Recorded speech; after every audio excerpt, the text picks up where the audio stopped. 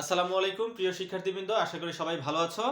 আজকে আমরা নবম দশম শ্রেণীর ত্রিকোণমিতিক অনুপাত 9.2 এর 26 এবং 27 নম্বর অঙ্কের সমাধান করব।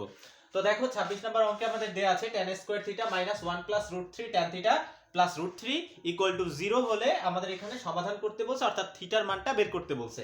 তো দেখো আমরা এখানে কি করতে পারি, বা এই হচ্ছে tan স্কয়ার থিটা, এ হচ্ছে মাইনাস tan থিটার সাথে 1 গুণ করলে এখানে হবে আমাদের tan থিটা, প্লাসে মাইনাসে এই হচ্ছে মাইনাস tan থিটার সাথে যদি আমরা √3 গুণ করি তাহলে এখানে হবে √3 tan থিটা, তারপর হচ্ছে এই হচ্ছে প্লাস এই হচ্ছে √3 ইকুয়াল টু 0।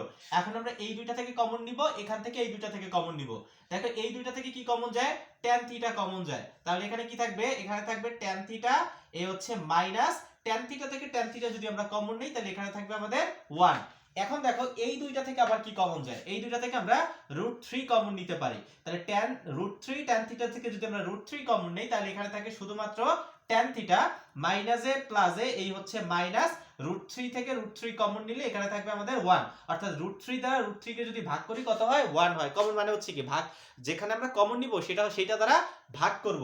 তাহলে √3 থেকে আমি √3 কমন নিছি, তার মানে √3 কে √3 দ্বারা ভাগ করব, তাহলে আমাদের কত হবে, 1 হবে, ইকুয়াল টু এই হচ্ছে 0। এখন দেখো এই একটা পদ, এই একটা পদ, দুইটা পদ, এটার মধ্যে tan থিটা মাইনাস 1 আছে, এটার মধ্যে tan থিটা মাইনাস 1 আছে। তাহলে আমরা কি করতে পারি, tan থিটা মাইনাস 1 কমন নিতে পারি। তারপর হচ্ছে এখানে বাকি থাকে কি, এখানে থাকে আমাদের শুধুমাত্র tan থিটা, এই হচ্ছে মাইনাস এই হচ্ছে √3 ইকুয়াল টু 0। একবার আমরা এইটা সমান 0 লিখবো আর একবার এইটা সমান 0 লিখবো। তাহলে আমরা এখানে লিখতে পারি, হয় এখানে হচ্ছে tan theta minus 1 equal to 0, বা এই হচ্ছে tan থিটা ইকুয়াল টু 1, এই পাশে মাইনাস ছিল এই পাশে এসে প্লাস 1 হয়ে যাবে। তো এই পর্যন্ত আশা করি তোমরা সকলেই বুঝতে পেরেছো। এখন হচ্ছে tan কত ডিগ্রি, মান হচ্ছে আমাদের 1।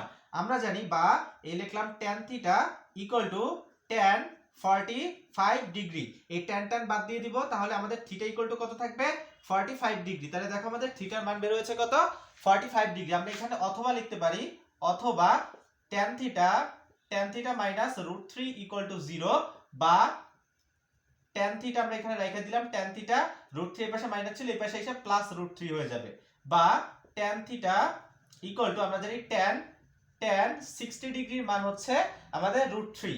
এখন আমরা tan বাদ দিয়ে দিব, অতএব থিটা ইকুয়াল টু কত থাকবে, 60 ডিগ্রি। তাহলে দেখো আমরা কিন্তু থিটার মান অলরেডি পেয়ে গিয়েছি 45 ডিগ্রি, আর একটা পেয়েছি কত ডিগ্রি, 60 ডিগ্রি। এটাই হচ্ছে আমাদের নির্ণয় সমাধান। তাহলে নির্ণয় সমাধান থিটা ইকুয়াল টু, অতএব থিটা ইকুয়াল টু কত হবে, 45 ডিগ্রি অথবা 45 ডিগ্রি অথবা 60 ডিগ্রি। এই হচ্ছে আমাদের অ্যানসার। আশা করি তোমরা সবাই এই যে 26 নাম্বার অঙ্কটা আছে, এই 26 নাম্বার অঙ্কটা সকলেই বুঝতে পেরেছো। এরপরে দেখো আমরা চলে যাব আমাদের যে 27 নাম্বার যে অঙ্কটা আছে, 27 নাম্বার অঙ্কটায়। তো দেখো 27 নাম্বার অঙ্কটায় কি আছে আমরা উঠাই। এখানে জাস্ট মান নির্ণয় করতে বলছে 3 cot square 60 degree, 3 cot square 60 degree, এরপরে হচ্ছে plus 1/4 cosec square 30 degree, cosec square 30 degree, এরপরে হচ্ছে plus 5 sin 40 sin square 45 degree, তারপরে আছে মাইনাস 4 cos স্কয়ার 60 ডিগ্রি। এই হচ্ছে আমাদের অঙ্ক। তো দেখো এইটা আমাদের দেয়া আছে, এখান থেকে কি করতে বলছে, জাস্ট আমাদের মানটা বের করতে বলছে। আমরা মান বের করব। তাহলে দেখো আমরা এই প্রথম হচ্ছে 3 এর জায়গায় লিখলাম 3 cot 60 ডিগ্রি। তো দেখো cot 60 ডিগ্রির মান আমরা জানি 1/√3, তাহলে cot 60 ডিগ্রি এটার পরিবর্তে আমরা লিখব 1/√3 এই দেখো স্কয়ারটা আছে, এই স্কয়ারটা আমরা এই দিয়ে দিলাম, এ আছে প্লাস 1/4 কোসেক স্কয়ার 30 ডিগ্রি। এখন আমরা কোসেক 30 ডিগ্রির মান জানি, কোসেক 30 ডিগ্রি এটার মান জানি আমরা 2, আর এই স্কয়ারটা এই হচ্ছে plus 5 into sin square 45 degree. আমরা sin 45 ডিগ্রি মান জানি 1/√2, এই হচ্ছে স্কয়ার, এই হচ্ছে minus 4 cos square 60 degree, cos 60 degree মান জানি আমরা হাফ, এই হচ্ছে হাফ, এই হচ্ছে স্কয়ার। আশা করি তোমরা সকলেই বুঝতে পেরেছো। আমরা জাস্ট কি করেছি, মানগুলো বসিয়েছি, কার মান কত। এখন এখানে আসি, দেখো এই হচ্ছে 3 ইনটু এই 1 এর উপর স্কয়ার করলে 1, √3 এর উপর স্কয়ার করলে এখানে হবে শুধুমাত্র 3, কারণ হচ্ছে স্কয়ার রুটে কাটা যায়। এই হচ্ছে প্লাস 1/4, 2 এর উপর যদি স্কয়ার করা হয় তাহলে এখানে হবে 4, এই হচ্ছে প্লাস 5 ইনটু 1 এর উপর স্কয়ার করলে 1, এই 2 এর উপরে যদি স্কয়ার করি √2 এর উপরে স্কয়ার করলে এখানে হবে শুধুমাত্র 2, এই স্কয়ারের সাথে রুট কাটা যাবে, তাহলে এখানে থাকবে 2। এই হচ্ছে -4 ইনটু 1 এর উপরে স্কয়ার করলে 1, 2 এর উপরে স্কয়ার করলে কত হবে 4। আশা করি তোমরা সকলেই বুঝতে পেরেছো।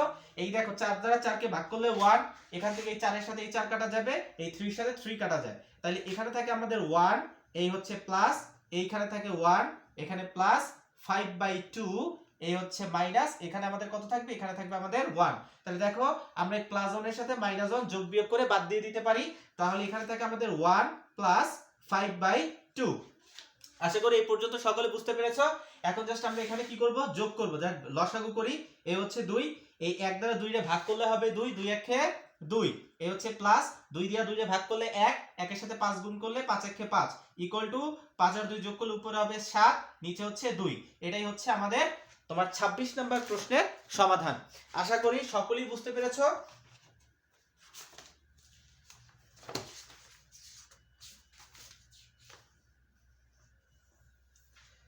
তো দেখো এই হচ্ছে আমাদের 26 নম্বর প্রশ্নের সমাধান। আমাদের দুইটা অঙ্কই আজকে এই যে 26 এবং 27, সরি 26 27, 26 এবং 27, এটা হচ্ছে 27 নাম্বার। তো 27 নাম্বার অঙ্কের সমাধানও শেষ হয়ে গেল। জাস্ট কি করেছি দেখো, এখানে যে মানগুলো দেয়া আছে জাস্ট মানগুলো বসিয়েছি, যেমন cot স্কয়ার 60 ডিগ্রি, তাহলে cot 60 ডিগ্রি মান কত, 1/√3 হচ্ছে স্কয়ার, 1/4 এর জায়গায় 1/4, cosec 30 ডিগ্রি মান হইছে 2 আর এই হচ্ছে স্কয়ার, এই 5 এর জায়গায় 5 লিখলাম, sin 45 ডিগ্রি মান হচ্ছে 1/√2, এই স্কয়ারটা এই 4 এর জায়গায় 4 লিখলাম, cos 60 ডিগ্রি মান হচ্ছে হাফ, এই স্কয়ারটা এই। এরপরে আমরা কি করলাম দেখো, স্কয়ার রুটে কাটা গেলে এখানে থাকবে 3, 2 এর উপরে স্কয়ার করলে হবে 4, এখানে স্কয়ার রুটে কাটা গেলে হবে 2, 2 এর উপরে স্কয়ার করলে 4, এই 4 এর সাথে 4 কাটছি তাহলে থাকে 1, এখানে হচ্ছে এই দুইটা গুণ করলে হবে কত 5/2, 4 এর সাথে 4 কাটা যায় মানে ভাগ করছি তাহলে থাকে 1, আর এখানে 3 এর সাথে 3 কাটা যায় থাকে 1, এবারে +1 -1 কাটা যায় তাহলে এখানে থেকে 1 + 5/2, এরপর এই দুটোকে যোগ করেছি, আমাদের রেজাল্ট এসেছে কত 7/2। আশা করি তোমরা সকলেই বুঝতে পেরেছো।